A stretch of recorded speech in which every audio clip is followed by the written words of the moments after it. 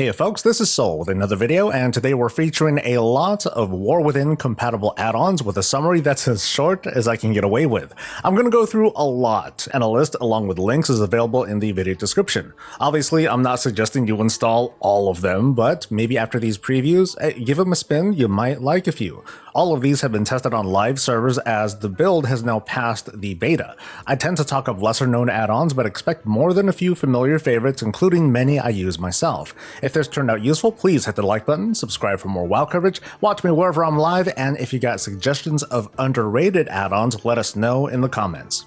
The add-ons that really bring everything together include Minimap Button Bag and Add-on Control Panel. Minimap Button Bag, or MBB, condenses all those little map icons into a single pull-down, and Add-on Control Panel lets you manage the activations of multiple add-ons through profile settings. Bug Grabber and Bug Sack are for managing add-on errors you're bound to run into. An audio notification will inform you, but it keeps the bug error windows hidden. You want to be careful though, don't only use this to hide errors, you really should go fix whatever problems you're having as soon as you can. Addon Usage is also a useful tool for managing your performance. Not every add-on is made equal, and sometimes when encountering problems, monitoring your add-on's performance is a good troubleshooting tool. The add-on I messed about so much I had to make my own video for it, Nameplate Scrolling Combat Text has been my add-on of choice for years when it comes to dolling up the way damage looks on screen, even telling you the difference between damage types through the use of different colors and icons. Baganator is a rising star in the bag add-on world with a highly customizable interface giving that sort of Addy Bags feel without having to download a plugin for every little thing. Personally, I'm back to my favorite. It's called Sorted, which swaps out icon managing for what's basically a file manager or a spreadsheet to display inventory. Sort the full list by name, rarity, or when it was acquired. Use the categories to display only the items you care about, like trinkets, consumables, or custom categories. This also works with the Warbank, and now I don't really need to use the automation from that feature because Sorted changes the look and feel of the whole thing anyway. Simple Item Level is a quick way to eyeball the item level gear in your inventory, but more importantly for me, my character sheet. This way I can mostly tell at a glance where I'm at with gear upgrades and know where to plug my points into next. Better Fishing is back for the War Within, and it's just as useful. With this, you can assign one hotkey to the add-on to both cast and pull your line for easy fishing in open waters while you, watch YouTube videos featuring awesome add-ons to check out. All the Things is arguably the most intense add-on on this list, showing you where to collect all the things, which will be a lot to navigate through, especially during a new expansion. Control right-click the Minimap button to open the mini list, which shows you things to collect in your local area. As time goes by, the add-on will be updated with more information on how to collect them. Master Collector is a newer entry and it's pretty basic in its features, but it works right out the box. Install it and it'll show you mounts you haven't collected, whether you tried farming it up this week, and where to get them. There are more intense add-ons like Rarity that cover a lot more, but for something lightweight and laser focused, this add-on isn't so bad for pulling up a weekly checklist. It also looks like this add-on will also feature rep farm tracking, maybe what we can earn each day or week in Khazalgar.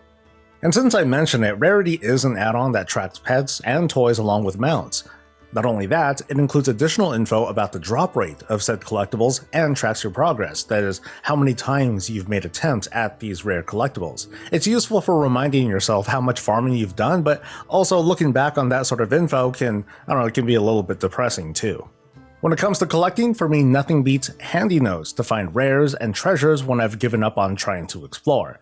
There's more than one version available for the War Within, and I'll include links to both for you to try out, just don't use both at once, that'll mostly confuse you. Achievements Back button adds a back button, so when digging deep into an achievement meta and you only want to take one step back, there's an easy button to let you do it. Kind of a reminder there's bound to be a big meta achievement for the War Within, and it's going to be up to you to pursue it. Blizz HUD Tweaks has numerous features, but personally I use it for only one thing, adding faders to action bars that I don't need to see all the time, but when I hover my mouse over them, they pop right back up. Now, I know it's kind of goofy for me because I could always use a bar add-on like Dominoes that does like the same thing. But if either of these add-ons happens to stop working, I'd rather rely on my bar layout staying intact. Blizzmove and no auto close allow me to be me, a disorganized mess looking at too many things at once, but you know what? It's also freedom. Freedom to look at the things that I want to without having to worry about closing all the other windows, and to resize windows so I can see them better and take screenshots or make them smaller because really the town screen does not have to be this big. DynamicCam does a whole lot to change camera angles depending on the situation, like entering combat, being indoors and then going outdoors and so on. Personally, I just use it to increase my field of vision because I don't need to see that much of what's behind me. Setting that up is quite the process though, and I'm going to link to a video that shows you how to do that, but this is a really cool add-on to play with. Dragon Rider has been my add-on of choice for managing my speed while using skywriting. It shows a very easy to read speedometer and shows me if I'm moving at an optimal angle, but very important, it helps me manage my speed when I'm trying to go super fast. You'll be surprised how your button mashing changes once you see visually how to maintain faster than top cruising speed. Enhanced Raid Frames does one thing, it shows target markers on party and raid members on my frames. Map Pin Enhanced is very cool. Not only can I see map pins from well past the normal 1,000 yard limit, I can set up multiple map pins either through the map or by copy and pasting the script or coordinates. I can even export coordinates I've saved to easily share with others. We can also make these pins persistent, always there to remind us where something is. On top of that again, a new version is in the works that allows for renaming these pins, which will feel like a game changer to me, so I can't wait for that one to go live. Sometimes all you get though are coordinates and nothing else. Many add-ons include this as a part of their toolkit, but just in case, Coordinates is a standalone add-on that provides coordinates on your map and minimap. Quest Counter is a very lightweight add-on that simply tells you how many quests you have room for, shown right on top of the UI. And maybe you want to abandon some of your old quests easily. Reckless Abandon can do it. It adds a little cancel button next to your quest on your log, and with a simple left click, they're gone. You can do it with a whole zone's worth of quests too. Block Blizzard Chat Channels is one of those set and forget kinds of add-ons. Install it, and out the box, your new and current characters will automatically leave the services chat, which I think should be a no-brainer.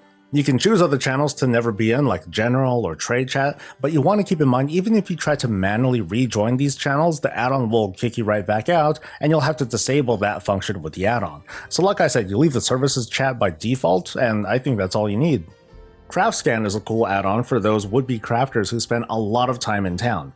Out the box it works pretty well. It'll monitor trade chat for people looking for a crafter using common keywords like LF Blacksmith, and will notify you with a really obnoxious button. Now it's good that it's obnoxious, I mean you're trying to hustle. You can set it to notify you when you can maybe fulfill someone's order and send a response with just a click, and it'll give a pre-recorded message. It's not perfect, but the aim is to help watch chat for you and make that initial connection. The rest is up to you. Now I'm new to this add-on, but I'm really excited to see how well this works in the new expansion.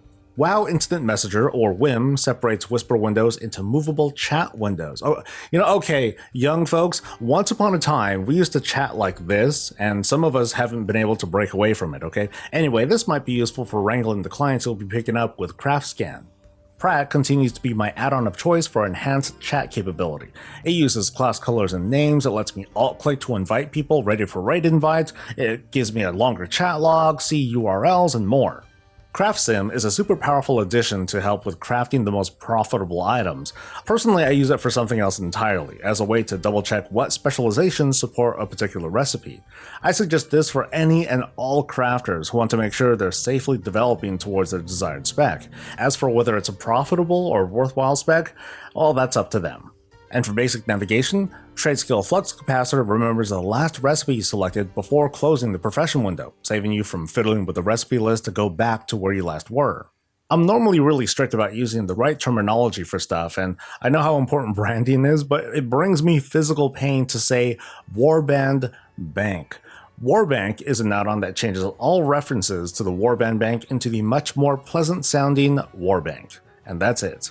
phisHideUI is the kind of add-on mostly made for me, I think. At the box, when I hide the UI, which by default is by pressing Alt-Z, all names and labels will also disappear. Normally this doesn't happen. It's great for taking screenshots or taking video when you don't want to see names, and it can also raise graphics quality while in this state. If you do want to view names, you'll need to reconfigure that in the options. MuteSoundFile shuts up certain parts of the game you don't care to hear. Included are some presets to help you get started, so if you don't want to hear the train emote sound for example, just select it from the pulldown and that's it, no more sound. You can add sounds by ID to the list to mute whatever else you like. These days I use a big ass mouse cursor by adjusting the cursor size in the regular options menu, but in case you need it, Cursortrail is a long-time favorite of mine for the kind of person who just can't keep track of their cursor and all the hubbub that is the WoW screen. There are plenty of options inside to choose from to suit your style. True stat values probably won't be of much value right now, but it's still a helpful little add-on that shows you your secondary stat ratings, including any lost rating if you happen to hit diminishing returns. As you can see here, I have way too much haste rating, and any more will only give me 70% of the actual value, and I should be focusing stats elsewhere. Item Splitter is a really cool upgrade to the normal flow of splitting up stacks in your inventory. It adds to the use of the mouse wheel to quickly split up a few items, and with the auto split button, it automatically separates a stack of items into the amount that you specify, so this is great for passing out like Vantis runes or potions to your team. BuyEmAll is sort of related, but it's also my favoriteest add-on for mass purchases from a vendor, because I always have an awkward time buying stacks from the default UI. I just need to type in the exact number of what I want or hit the max button for one full stack. Vendor is my new add-on of choice for auto-vendoring stuff I don't care for, notably all the random stuff I pick up during Transmog runs. Out the box, it's already pretty powerful and it's easy to add new items to the list. You may want to adjust the item level ranges to avoid selling items you'd rather keep, and probably not use this add-on at all when running low-level characters.